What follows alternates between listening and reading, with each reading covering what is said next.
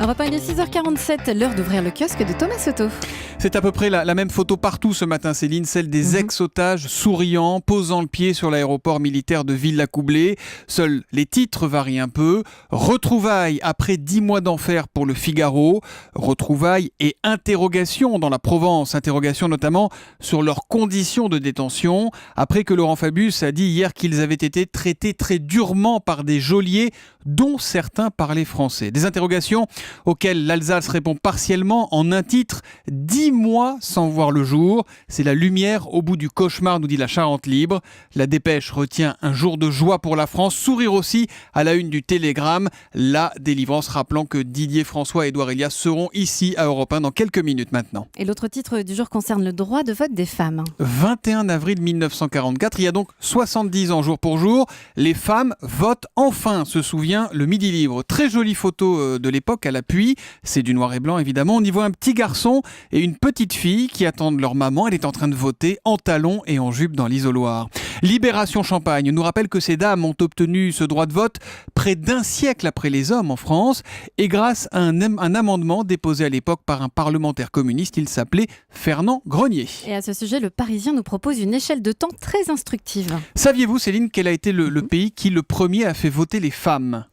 Eh bien non. Eh ben moi non plus, c'est la Nouvelle-Zélande et ça date de 1893. Aux États-Unis, ça date de 1919, 1946 en Italie, 63 au Maroc, 76 au Portugal, 2009 au Qatar, c'est tout récent.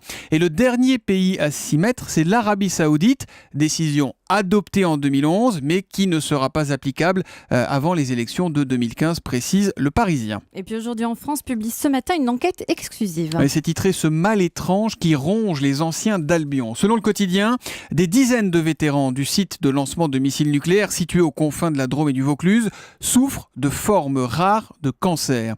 Ils ont travaillé là-bas entre 1971 et 1996. C'est le cas de Lenny par exemple. Depuis 2003, Lenny se bat sans succès afin de faire reconnaître que la nécrose des os dont il souffre est la conséquence directe d'une irradiation sur le plateau où il a passé un an à veiller des têtes nucléaires.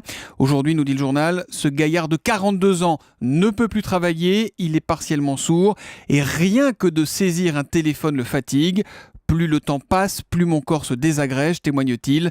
L'armée, elle, dément formellement toute responsabilité. Et puis notez qu'il y a beaucoup de quotidiens absents dans vos kiosques ce matin. L'Humanité, Libération, La Croix, Les Échos, Direct Matin, 20 minutes ou encore Métro News. Tous ces quotidiens font le pont. Europe 1, il est 6h50. C'est pas le genre de Marion Calais de faire le pont à la une des régions Marion, la une de l'actualité régionale, un stade de foot pour se marier. À l'Alliance, on peut aussi se marier. C'est l'un des titres à la une de la presse quotidienne régionale qui nous a interpellés. Ce titre, on le trouve dans Nice Matin, car après 7 mois d'exploitation, l'Alliance Riviera, le stade de la capitale azuréenne, a reçu quelques demandes pour des fêtes, des anniversaires et donc aussi des mariages. Dès le départ, en effet, l'objectif de la mairie, c'était non seulement d'accueillir des matchs de foot et de rugby, mais aussi des événements annexes. 200, c'était l'objectif chiffré, apparemment martelé par Christian Estrosi, avec un éventail de prix très large, de 2500 à 200 000 euros. Oula, mais j'imagine qu'à ce prix-là, on se marie sur la pelouse au cœur du stade avec les copains dans les tribunes, non ? Alors, ne fantasmez pas trop, Thomas, quand même. C'est sûr que ça peut faire rêver, mais en fait, l'Alliance Riviera, pour accueillir tous ces événements, a prévu des espaces modulables. Ainsi, la zone mixte, où les joueurs, vous savez, répondent à la fin des matchs aux interviews. Eh bien, cette zone mixte, elle peut se transformer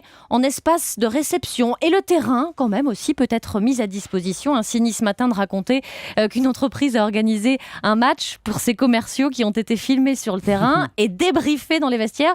Ça pourrait être un bon stage d'entreprise pour nous, ça, Thomas, non ? Écoutez, mettez vos crampons, vous entraînez avec Céline et puis on vous rejoint après.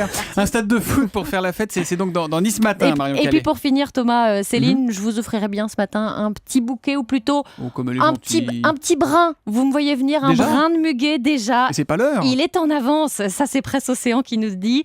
5 jours d'avance pour la fleur emblématique du 1er mai qu'il a fallu couvrir, même de tunnels en plastique ces derniers jours en Loire-Atlantique. Objectif, éviter que les clochettes, ce serait pas mal, arrivent fanées sur les étals dans 10 jours. Chaque chose en son temps. Le chocolat aujourd'hui, le muguet le 1er mai. Merci beaucoup Marion Calais.